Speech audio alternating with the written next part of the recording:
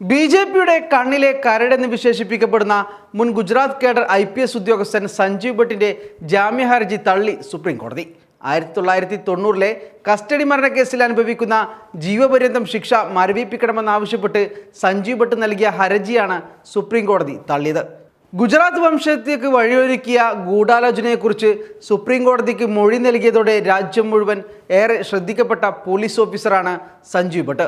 എന്നാൽ പിന്നീട് അന്ന് ഗുജറാത്ത് മുഖ്യമന്ത്രിയായിരുന്ന നരേന്ദ്രമോദി ദേശീയ തലത്തിൽ അധികാരത്തിലെത്തിയതിനു ശേഷം 2018 സെപ്റ്റംബർ 5 വിവിധ കേസുകളിൽ സഞ്ജീവ് ഭട്ടിനെ അറസ്റ്റ് ചെയ്യുകയായിരുന്നു.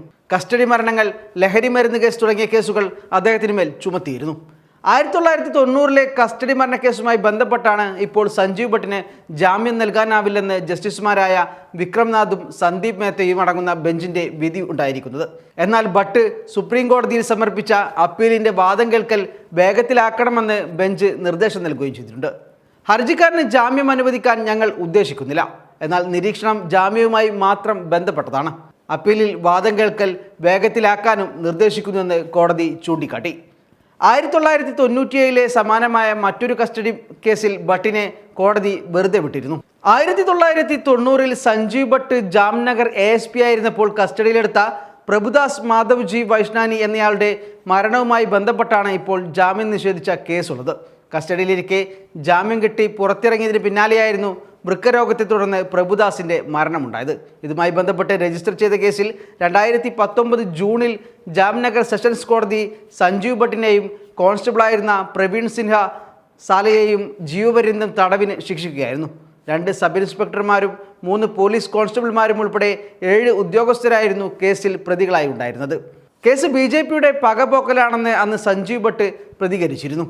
ഇതിനിടെയാണ് സഞ്ജീവ് ഭട്ട് പോർബന്ദർ SP ആയിരിക്കുമ്പോഴുള്ള 1997 കസ്റ്റഡി പീഡന കേസിൽ ഭട്ടിനെ ഗുജറാത്ത് കോടതി വെറുതെ വിട്ടത്.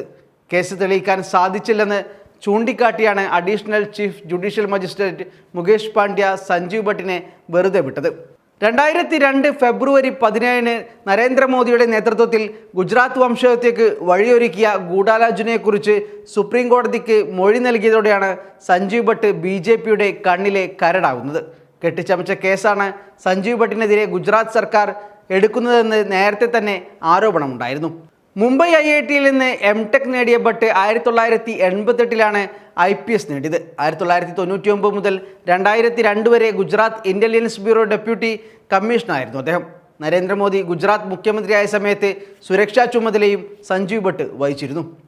സർവീസിന്റെ ആദ്യകാലത്ത് ജാംനഗർ പോലീസ് സ്റ്റേഷനിൽ ജോലി ചെയ്തിരുന്ന സമയത്തെ ഒരു കേസിന്റെ പേരിലാണ് ഇപ്പോൾ സഞ്ജീവ് ഭട്ട് ജീവപര്യന്തം തടവ് ശിക്ഷ അനുഭവിക്കുന്നത്. സംഭവം കഴിഞ്ഞ് 30ഓളം വർഷങ്ങൾക്കിപ്പുറമാണ് പെട്ടെന്ന് ഈ കേസ് പരിഗണനയിൽ വരുന്നതും ദ്രുതഗതിയിൽ നടപടികൾ ഉണ്ടാകുന്നതും. ഇതിന് വഴിയൊരുക്കിയത് സഞ്ജീവ് ഭട്ടും രാജ്യത്തെ BJP നേതൃത്വവും തമ്മിലുള്ള രൂക്ഷമായ അഭിപ്രായ ഭിന്നതകളാണെന്ന ആരോപണവും സജീവമായി തന്നെ നിലനിൽക്കുന്നുണ്ട്. 2011 സഞ്ജീവ് ഭട്ട് എന്ന പോലീസ് ഉദ്യോഗസ്ഥൻ നരേന്ദ്രമോദിക്കും BJPക്കും പരസ്യമായ വെല്ലുവിളിയായി മാറി തുടങ്ങിയത്.